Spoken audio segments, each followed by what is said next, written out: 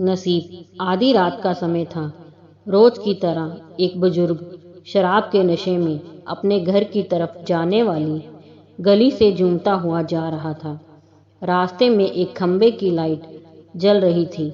उस खंबे के ठीक नीचे एक 15 से 16 साल की लड़की पुराने फटे कपड़े में डरी सहमी सी अपने आंसू पोंछते हुए खड़ी थी।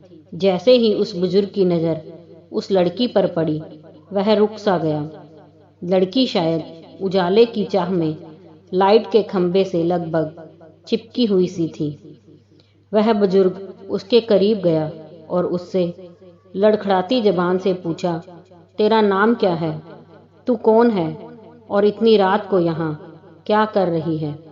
लड़की चुपचाप डरी सहमी नज़रों से दूर किसी को देखे जा रही थी। उस बुजुर्ग ने जब उस तरफ देखा जहाँ लड़की देख रही थी, तो वहाँ 4 लड़के उस लड़की को घूर रहे थे। उनमें से एक को वो बुजुर्ग जानता था। लड़का उस बुजुर्ग को देखकर झेप गया और अपने साथियों के साथ वहाँ से चला गया।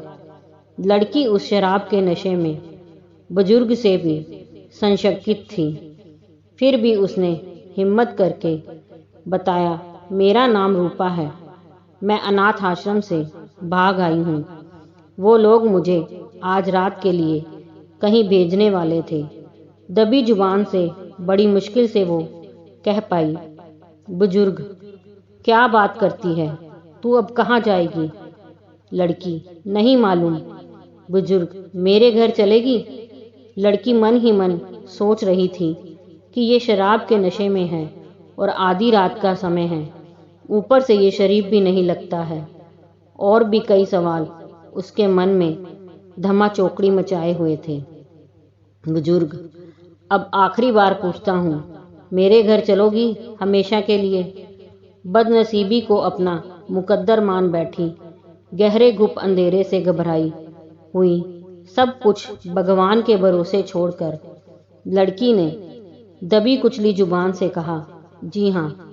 उस बुजुर्ग ने झट से लड़की का हाथ कसकर पकड़ा और तेज कदमों से लगभग उसे घसीटते हुए अपने घर की तरफ बढ़ चला। वो नशे में इतना धुत था कि अच्छे से चल भी नहीं पा रहा था।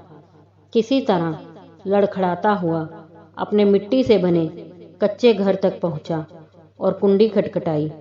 थोड़ी ही देर में उसकी पत्नी ने दरवाज़ा खोला और पत्नी कुछ बोल पाती कि उससे पहले ही उस बुजुर्ग ने कहा, ये लो संभालो इसको, बेटी लेकर आया हूँ हमारे लिए। अब हम बांझ नहीं कहलाएंगे। आज से हम भी औलाद वाले हो गए। पत्नी की आंखों से खुशी के आंसू बहने लगे और उसने उस लड़की को अपने सीने से लगा लिया। दोस्तों, अगर कहानी पसंद आई हो तो लाइक, सब्सक्राइब, शेयर ज़रूर कीजिए।